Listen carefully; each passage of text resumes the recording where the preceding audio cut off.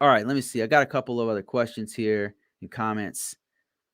Not for nothing, but my thoughts on salary and pay scale. A lot of intro ISOs think that their rate is high salary, but they need to be able to produce.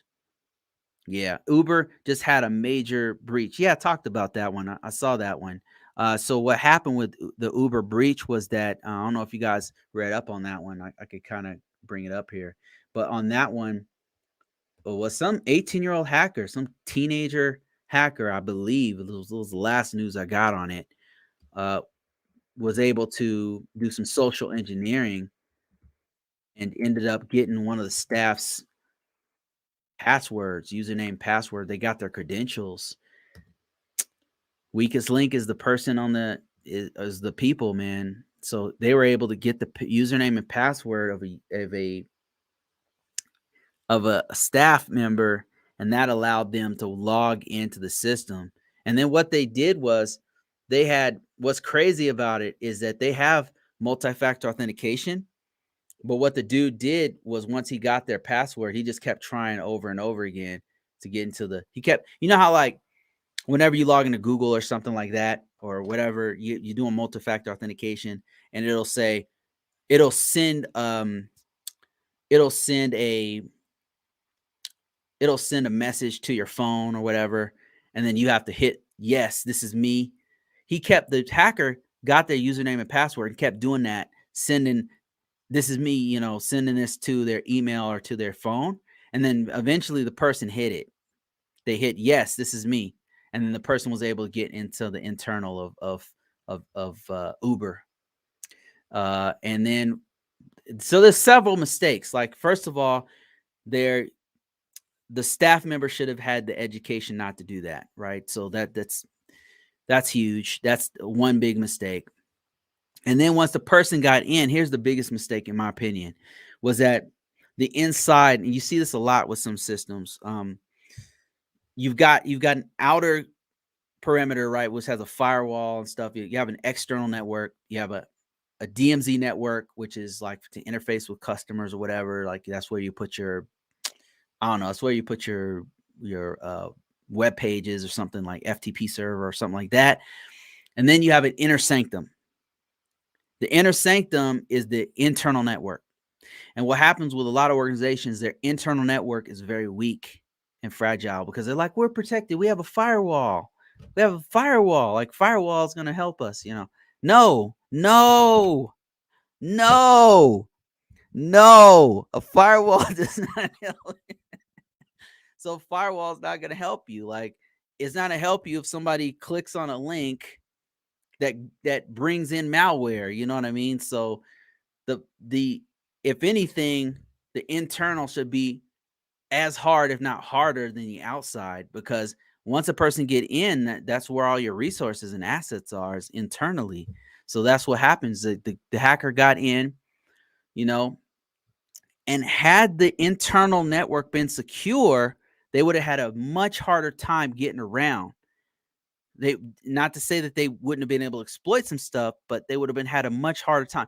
But what happened was once they got inside of the network, they found a password, another password, an admin password that was inside of a script that was sitting on the internal network. That is that's such a huge mistake. I mean, I really feel bad for this person, whoever did that. I really feel that's a huge mistake, my God, because that just cost them a lot of money. I mean, that just they're gonna recover from it, but I mean, it's gonna take a while. So anyway, so there was a username and password in a script, and the hacker was able to take that script and then do whatever they wanted. Like they were able to do whatever they wanted. And luckily, this person, they could have locked their whole system. They could have done a malware, the ransomware attack. They could. This person was basically did them a solid. Like this person, I mean, he really could have destroyed their whole infrastructure. This dude could have totally wrecked them. But he didn't. So what he did was he said, "Hey, by the way, I'm inside of your network.